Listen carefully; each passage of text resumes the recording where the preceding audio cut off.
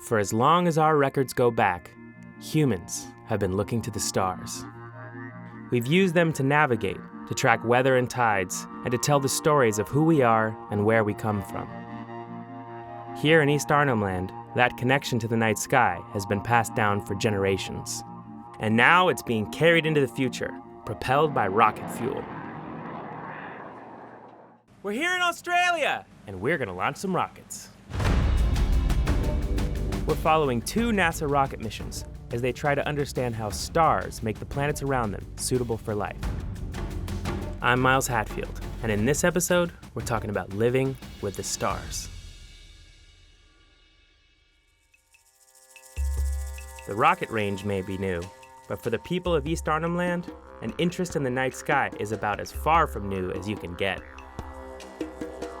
This is the traditional home of the Yolngu people, one of the oldest cultures on Earth. As owners of the land and partners in establishing the new Arnhem Space Center, they're enriching cutting-edge space research with thousands of years of tradition connecting them to the night sky.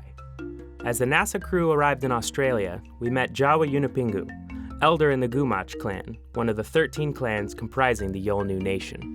Jawa is also chairman of the Gumatj Corporation, which represents the interests of the Gumatj people in political and economic affairs. He invited us back to Gumatj Corporation headquarters, where we spoke with him and Klaus Helms to learn more about his clan and their long history with the stars. We talk about the stars and how important they are to the Yolngu people culturally.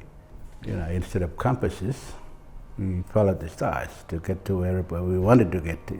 One of the stories Jawa told us was about a prominent cluster of stars known to Westerners as the Pleiades. Cultures all over the world have stories about the Pleiades, which are often portrayed as siblings. The Gumatj story tells of 7 sisters who rode across the sky in a large canoe. The Gumatj refer to them as Julpan, the Yolngu word for canoe.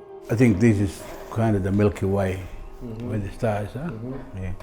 And the 7 sisters, we sing that in our song lines of the Julpan, them.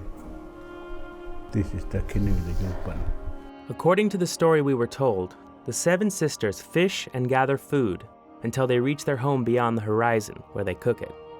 The Yolngu say they can sometimes see the smoke from their fires from beyond the horizon.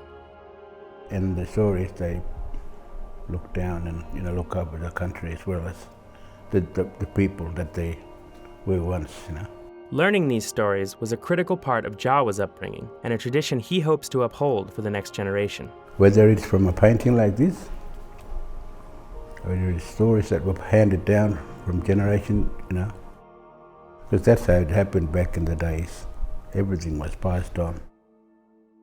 As the traditional landowners, the Gumatj Corporation are leasing the land to Equatorial Launch Australia and have been working with them and NASA to make the launch range a reality. My clan, Gumatj, they were well behind this because we were looking at the future kind of a perspective from us, like the stars play a very important role in our survival. The Gumatj board selected Klaus Helms to join them in 2011, and for the past few years, he's been deeply involved in the project. We had many meetings with NASA people to see if it was even possible. When Scott first got here, we were walking through the bush with the compass, through all those trees, and he was trying to visualise, could it be done? And, we just had to assure him that, yeah, we can do it, we'll do it. And, the next time he came, it was all cleared. So, that was a sort of like a breather for him to think, God, we've got a site. In a few short days, that site will be put to its first test as it propels a rocket into the night sky for an even clearer view of the stars. But there's one star you can never see at night. I'll give you a hint. Today, it continues to grow our food, light our way, and keep us warm. That's not food.